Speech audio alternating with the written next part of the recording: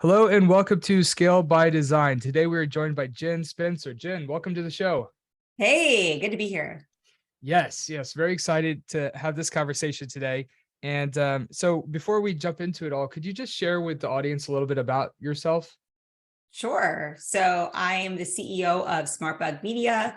We're an intelligent inbound marketing agency and top HubSpot and Klaviyo partner. I joined SmartBug about 5 years ago, actually. And prior to that, I was a client twice. So my background is more of a marketer background. And kind of grew up throughout the software world, and now have the joy of getting to lead a team supporting marketers, mostly B2B. That's great. That's great. And I was really excited to learn more about your company while we were doing the prep. So yeah, 200 person professional services.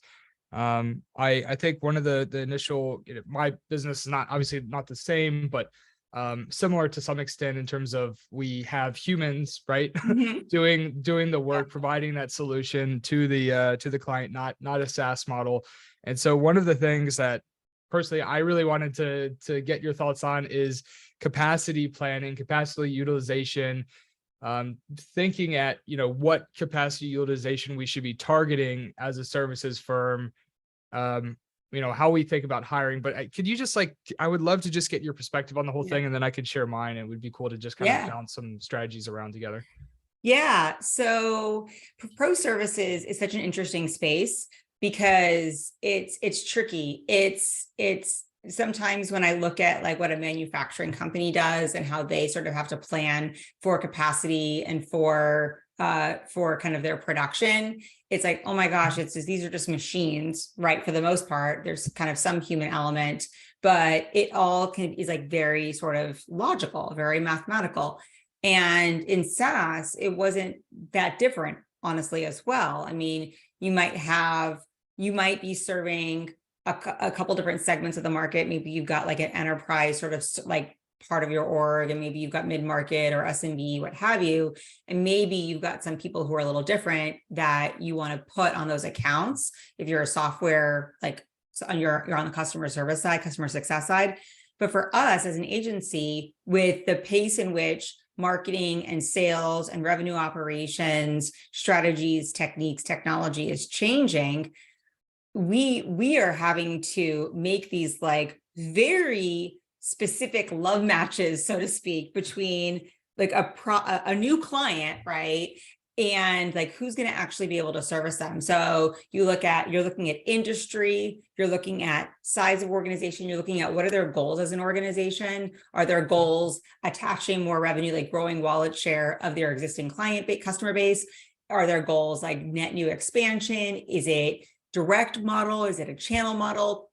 And then we look at our people, and our people who are going to deliver that marketing work, they have to have some experience in that industry. They have to have some experience or expertise with the sort of problem that the client is looking to solve. And oh, by the way, they have to have the time and space in their day, week, month to actually do it.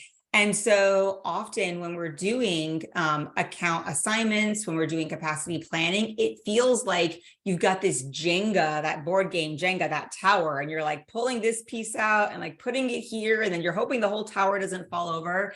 So it's a blend of art and science that I truly didn't appreciate until I was like, well, when I was the CRO here at SmartBug is when I really, really began to appreciate the strain that it can cause on the team. Oh my God. Yeah. Like the manager and director level roles, overseeing all of that, Yeah. that you're coordinating with and trying to Yeah. figure out I mean, yeah, that's, I would say for us, at least it's like the most important position in the company. And Yeah. fortunately, we have a head of delivery and customer success that just crushes it. And she's all in and doing really well, but she really holds the whole thing together because we also, so we do like two types of solutions, right? Like one's kind of larger scale where we'll have a team of several recruiters dedicated to a client. There might be some tech recruiters, revenue, G&A, sourcing partners. So there could be a different blend, but it could be something like that. But then we also have a fractional model where we might have situations in which several recruiters are working on like 2 to 3 different accounts at once. Mm-hmm. And for us, it's like the fractional model actually creates like it's the heaviest lift in Yeah. terms of behind the scenes, because it's like time, somebody might be working on 2 or 3 accounts and then they're offboarding one account and then moving to another. And I don't know what like kind of notice period y'all have, but we're kind of on demand. So we have it on a 30-day notice. So Hmm. our capacity is constantly shifting on Yeah. the fractional model. And it's Yeah. it's definitely been like a lesson that we've really had to learn over the past couple of years since we started offering this solution. Yeah, that is challenging. I mean, for us, we do ask for a minimum 6-month commitment and then goes month to month after that. And there's a 30-day notice kind of period, 30 or 60-day, just depends. But we ask for that because we actually, unlike, there are other marketing agencies where you have account managers and those people they're really like they're very polished salespeople, really, and they're like relationship people. And then there's a team sort of behind the scenes that's doing all of like the marketing magic.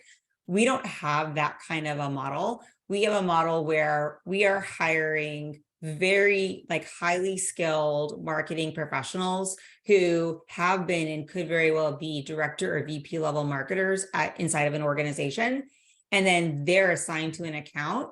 And so we go through that process of vetting and hiring and paying that caliber of talent, because we know when we pair that type of talent up with one of our accounts, we just know that the client's going to have a better experience. We know they're going to stay with us longer. We're going to be able to help them grow.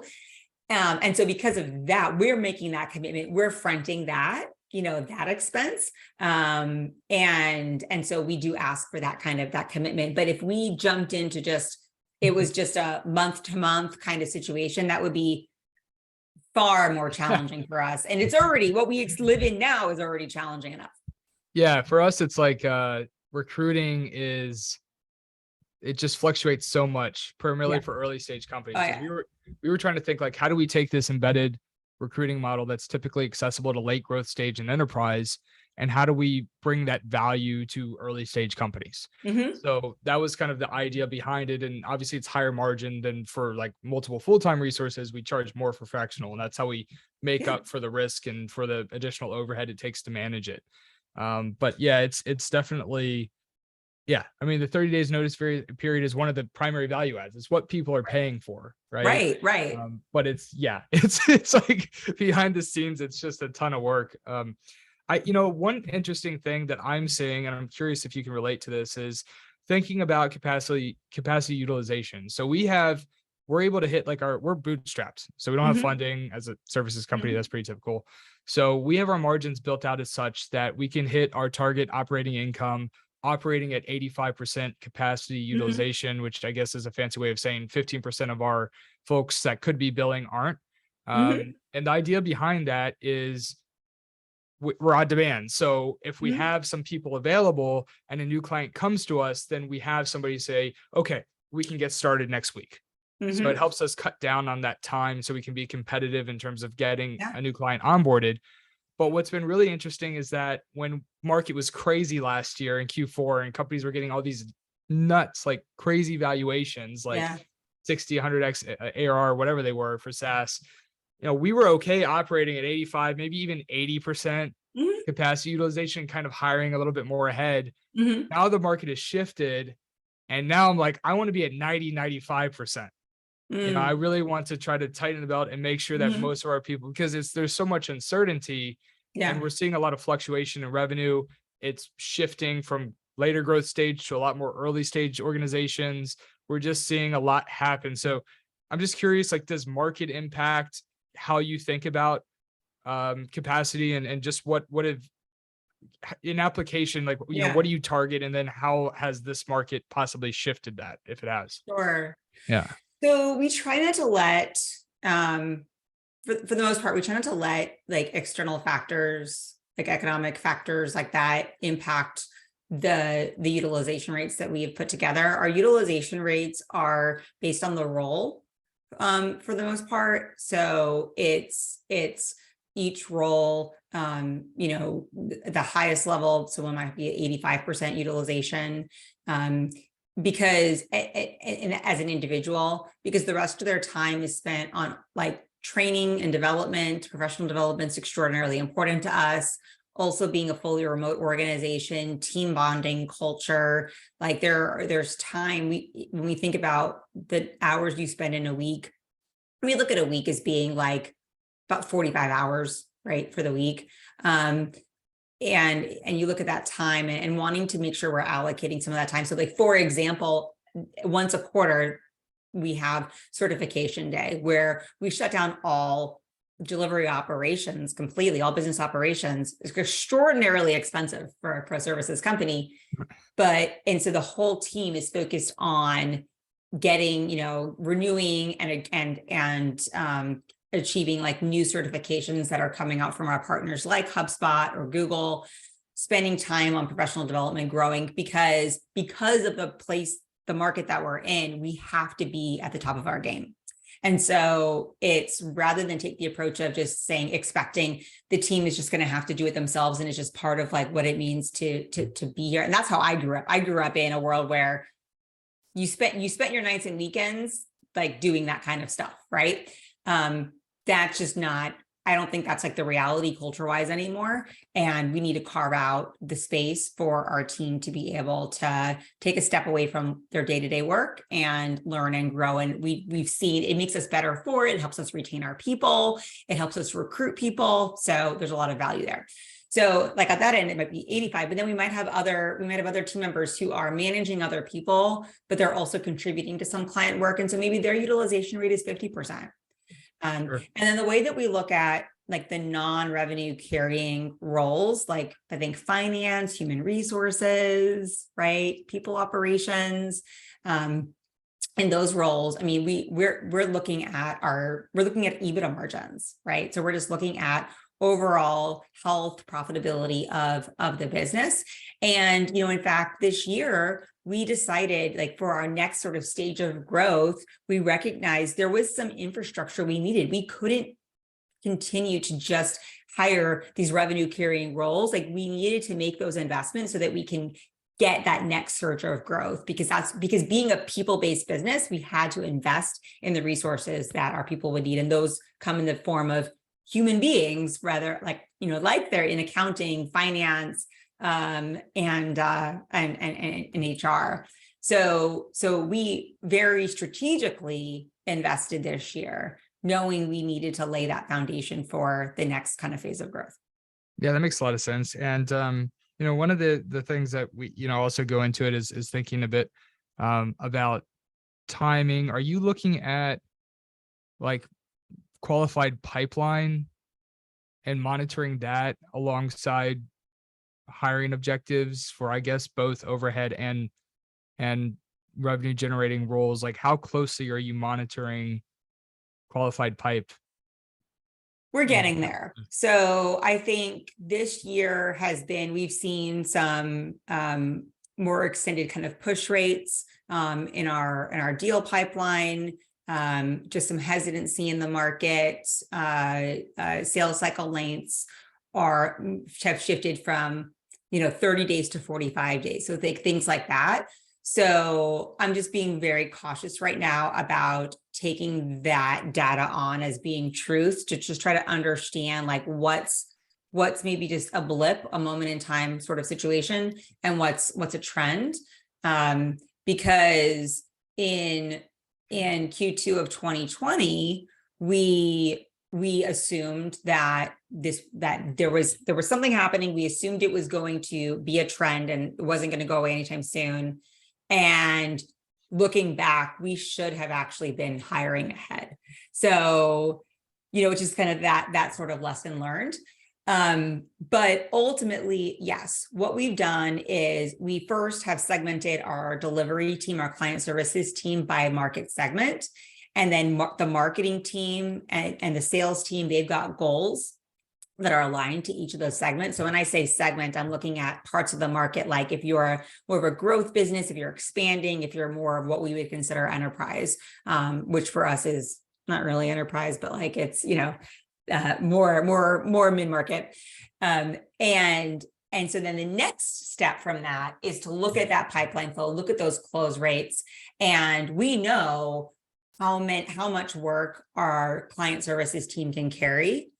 And if we follow, like, what are the close rates and what are those size deals and what market segments they're coming to, we want to use that data to inform our hiring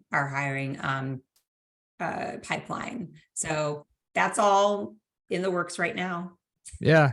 I mean, we're seeing like our conversion rates throughout the entire funnel have just like, they're just not nearly as good as they were last year. Like the biggest hit we've seen is from verbal commit to actually closed one.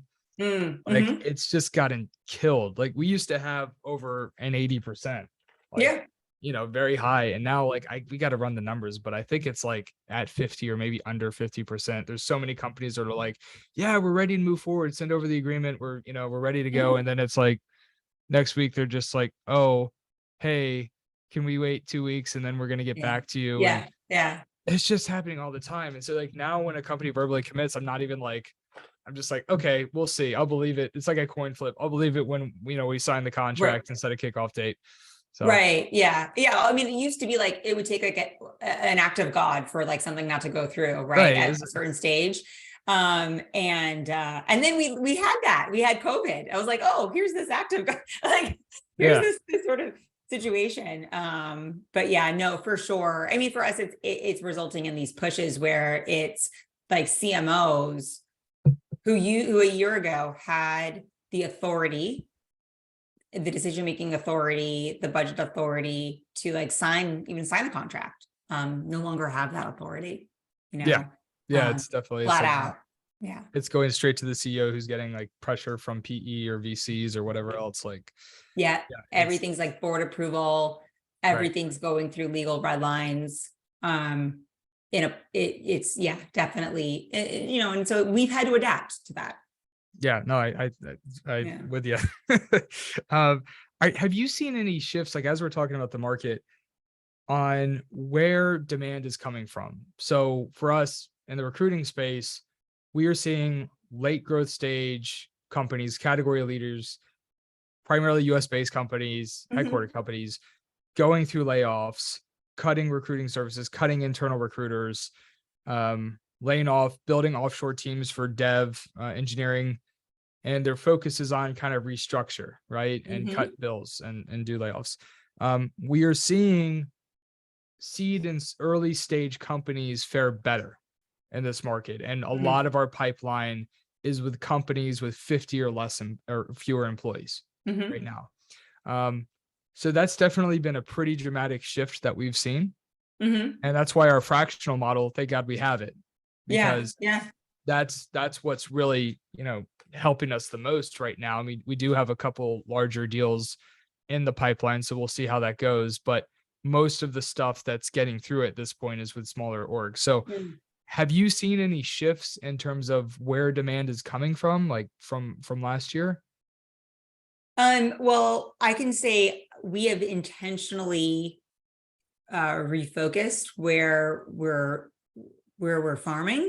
So we practice inbound marketing for ourselves. So we drink our own champagne. The stuff we do for our clients, we do for ourselves. And so we've actually, we look regularly. I consume a whole lot of data. I'm constantly looking at what industries are struggling, where do I see growth, and then making adjustments to where we're spending our marketing energy. So as a rule, I mean, we were never like a company below 5 million in revenue is below our ideal customer profile and not someone we would bring on retainer. We might do other services for them, but our bread and butter is retainer. And we just have learned like we're best equipped to help somebody who is really, above 5 million in revenue. Ideally, they're more like in the 10 to $50 million range up to like 250 million. So, and then even within there's other like little factors. But what I would say where we're seeing the most momentum from all of our efforts is with manufacturing, with financial services, with industries that have been a little bit maybe laggard in their approach to marketing and sales, and they're, running a more traditional kind of approach. They were, they made it through COVID, right? They found a way to adapt. They probably recognized that there was a lot of like potential in really digging into digital and exploring more. And so now they're ready to make those investments. So that's where like I'm seeing the biggest bright spot. And then like on the software side, it's more of like platform, like need to haves versus nice to haves sort of solutions. So pull back from the nice to have. When I like see a SaaS company, I'm like, oh, you do this one thing that like I could kind of do 8 other ways. I'm intentionally saying I don't want to spend our marketing energy trying to attract those companies right now, because I'm just seeing tons of consolidation in the market, and I don't think that's where we should be spending our time. But if you have a platform that's an HR platform helping organizations operate remotely, awesome. Like that's a really good fit for us. And so we're seeing success there. Okay. Yeah, that makes sense. That definitely makes sense. So we're seeing some pretty noticeable shifts there. So yeah, I was very excited to get your thoughts on that. Yeah. And one of the other things, just kind of jumping around here, we talked about like one of the strategies or processes that you recently built out was figuring out when it makes sense to skill up your existing staff versus when it makes sense to hire experience externally. I don't really have that figured out yet. So I'm hoping you can like tell me how you're doing it so that I could just copy your process, because for me, it's usually a very hard judgment call. Yeah. And it's still like very ad hoc situational. Yeah. So yeah, like how are you solving for that right now? Yeah, it is. It's been like over the last 5 years, this journey that I'm finally like, wow, we're in a really good place with this. So one big piece of it was segmenting our clients and our client services team, because, and I'm going to talk about client services because that's the biggest part of our organization, right? And so and I think it's going to be the most beneficial, but segmenting based off of the part of the market that they're in, right? So are they the growth companies? Maybe someone we would say they're new to the idea of inbound marketing, and they're looking for benchmarking early success and figuring out like, okay, when we put effort here, what does it yield? Our expansion clients are, I think about like your typical Series B SaaS startup, like VC funded, like they've had some success and they're ready for like the next level. And then our enterprise, these are organizations that they have marketing teams of 10 or more people, and we are an extension of that team, and we're really helping them just move faster because they need like to be quicker, or they're buying companies and they're needing help integrating and launching those solutions. So the makeup's different. The reason this was important is because we're noticing this major drop off where we have all of these different levels in our organization. And one of the biggest shifts on the client services delivery side is you go from being a specialist or a senior specialist, which is a very supportive role. It's a lot of project management and a lot of marketing operations work inside of HubSpot and Klaviyo. And then moving to a strategist role where you're then the account owner, you're the mastermind behind like the marketing strategy that's actually getting recommended and then delivered for the client. You are the face of the company to the client. The shift from like specialist to strategist was pretty huge, especially if you're a specialist and you're working on one of those enterprise types of accounts. You're watching your counterpart, your boss, I should say, that's that strategist, and you're looking at her and going, I don't think I could do that job, right? And so by segmenting, it's created this path. So somebody can start on that growth team, right? They can start there, and then they could be able to move across from growth to expansion to enterprise.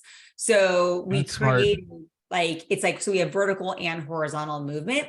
And then we also have this sort of like this project team, this one kind of squad. And it started as a place where we had these like misfit projects that like things we really wanted to do for clients, but it just didn't fit into any one of our sort of like programs. And we identified that that was a place for people who are really hungry and green, like to learn and grow and try things without the risk of them carrying like a multi-million-dollar account. And so creating that also gave them more at bats to have like more interactions with more clients and different personalities and see different industries and get more experience and figure out what they're really good at and what they like. So it's hard because it's like, I wish I could say that, oh, I wish we would have done this from the get-go. But the problem is that from the get-go, we would never have been in a place where we could have put that in place. Like it happened when it could have happened. Yeah, you have to achieve some level of scale before that's even like, we're not there yet. Like my company could not, we don't have those segmentations and teams. Like we were like almost there before the craziness of the 2 quarters. And now we've dipped a little bit. So it's probably gonna be like another, I don't know, who knows when things are going to start to get kind of back to a growth phase. So it's probably going to be, I don't know, 6 months to a couple of years before we really start thinking about that strategy. But that makes a lot of sense to me. And since you spelled it out, I'm thinking about other companies, and I feel like I've definitely seen this kind of path laid out.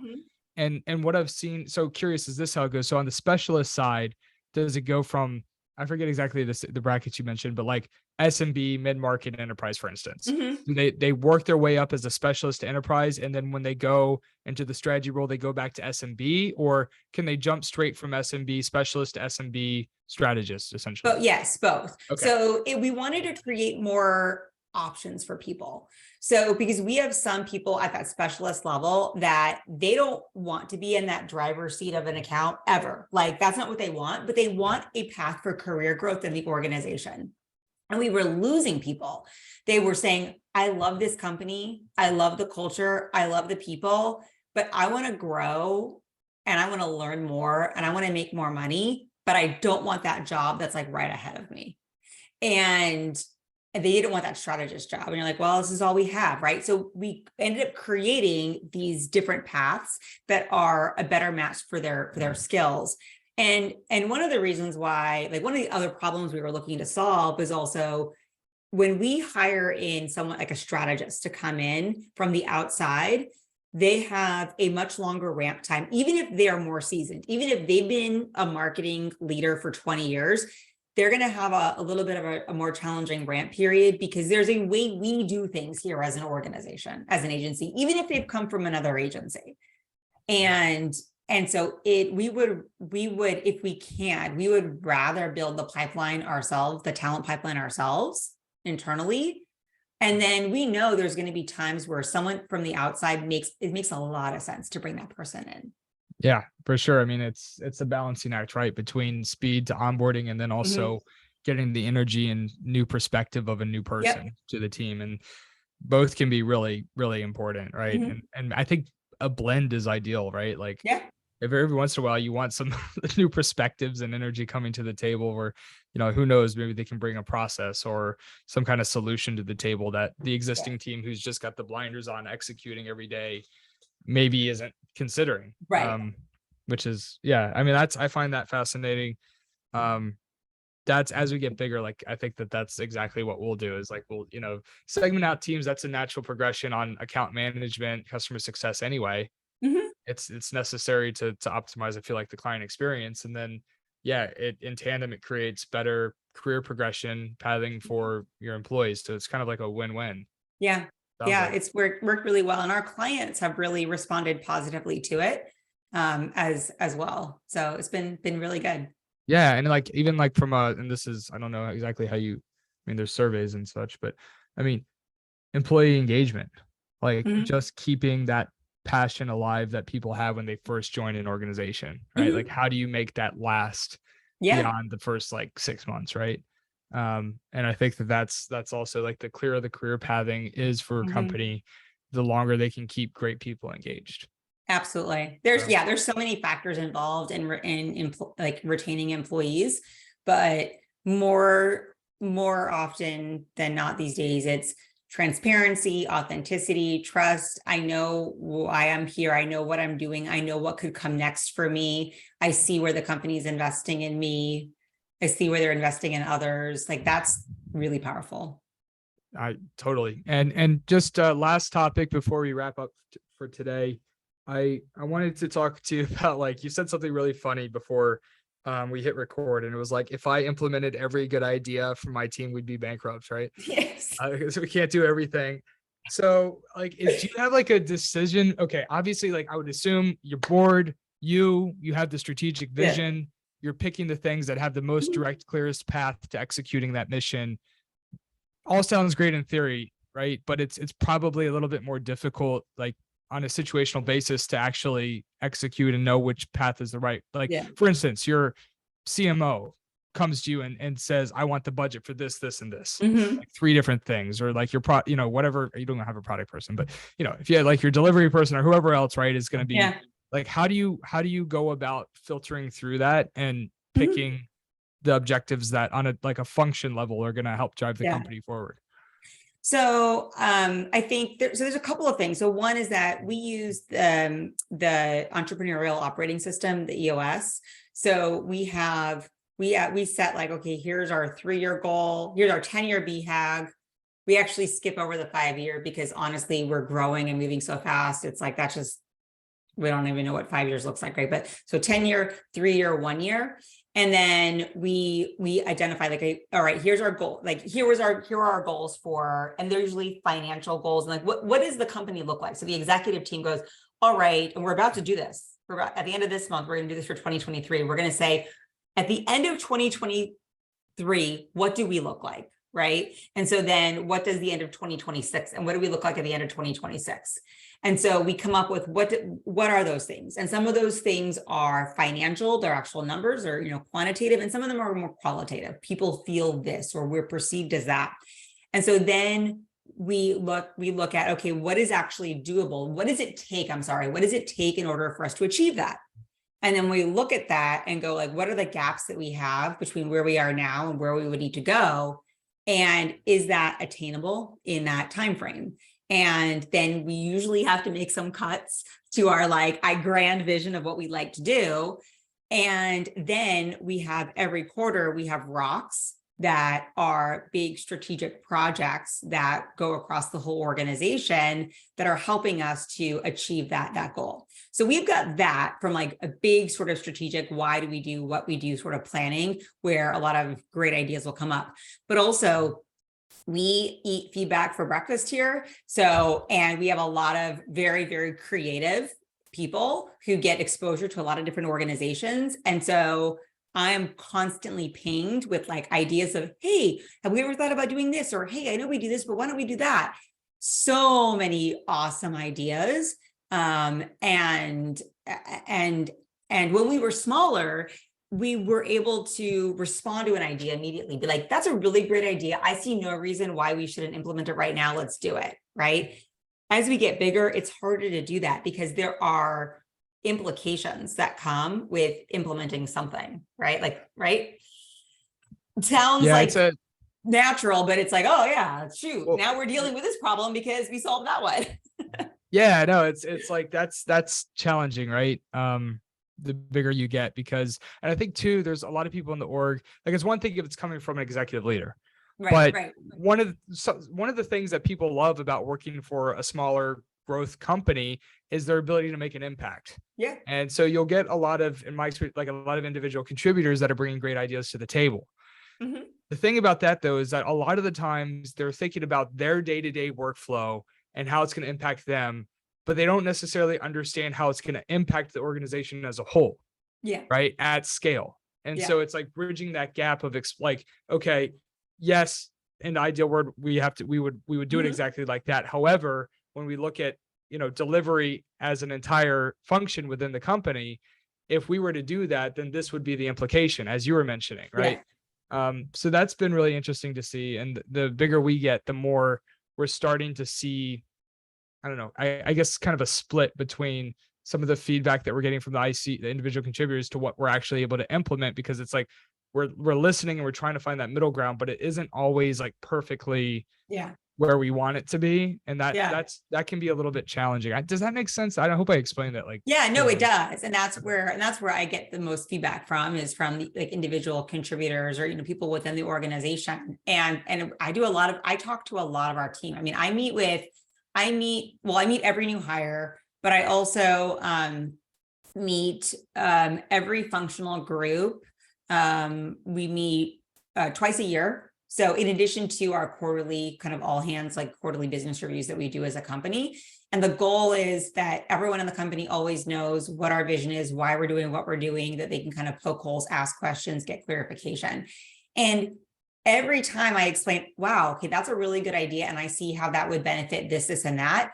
Here's something else to think about, and like share another perspective with them. And they're like, wow, yeah, you're right. Right. It's like, normally it's like people get it. They really do. They just don't have the visibility. And so that's where I look at, that's my job, is me and our executive team. It's our job is to make sure that they have the visibility, that they understand, and that it's not just that they think that their suggestion is going into a suggestion box that goes right into the garbage. Right. I think that's the most, like, people need to feel like, well, they need to know that they're heard, right? And that Yeah. there's a legitimate reason for whatever decision that's made, and that's like weighed in the decision, right? Yep. Like, hey, we're considering that. This is the full picture, and what makes it challenging. And sometimes it's a situation in which, like, hey, we might be able to revisit it at, Mhm. X stage of growth. Like, we don't Yeah. have the budget or the process or the bandwidth or whatever else to do this right now. But we could see, X amount of revenue or headcount or whatever in the Mhm. future. This could be a real option. So let's Yeah. circle back on that. Like, there's been a few cases where that's happened as well.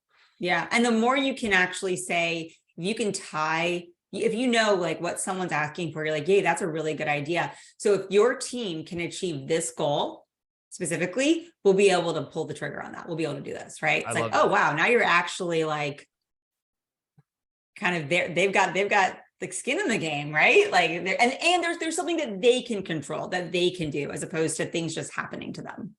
That's a really good insight. I like that. I really like that last. I mean, I like all of it, but Yeah. that was cool. Like, if there's a way to tie it back into team performance to Mm-hmm. just further incentivize and make people feel part of the growth and the mission, like, Yeah. that's really cool. That's really cool.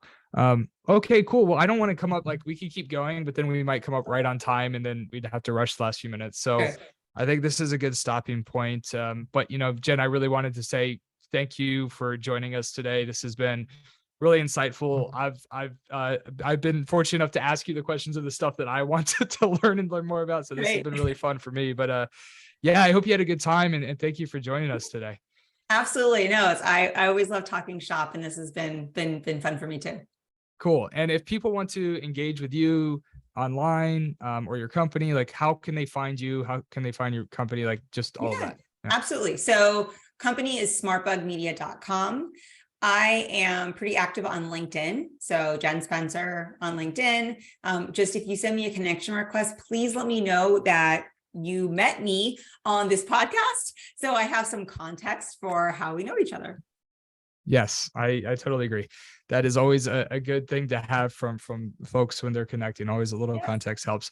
Last thing, are you going to before we log off, are you going to getting like events back up and running? Are you doing that now? Or are you pretty much just staying remote even for like different events and stuff like that?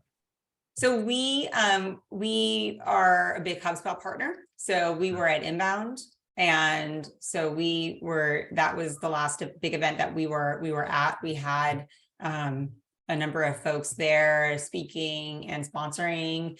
And then we are at Smash. It's a senior living and housing conference in Las Vegas at the end of October. So that's other, but honestly, those are the two big events that we go to every year. And so that's this is the first year that's really all back in person. But we have been sending some of our sales executives out to some events that are more local to them, being that we're geographically dispersed. We've got people in all different cities. So we have sent a few people here and there out, but frankly, events haven't been a big part of our marketing or sales strategy, even Totally before get it. COVID. Yeah, just thinking if there's anybody that might be able to meet y'all at something like that. But Cool. Yeah. That sounds really good. But okay, so we're gonna go ahead and jump off. And Jen, thanks for joining us, Yeah. and for everybody tuning in today. Thanks for joining us, and we'll see you next time.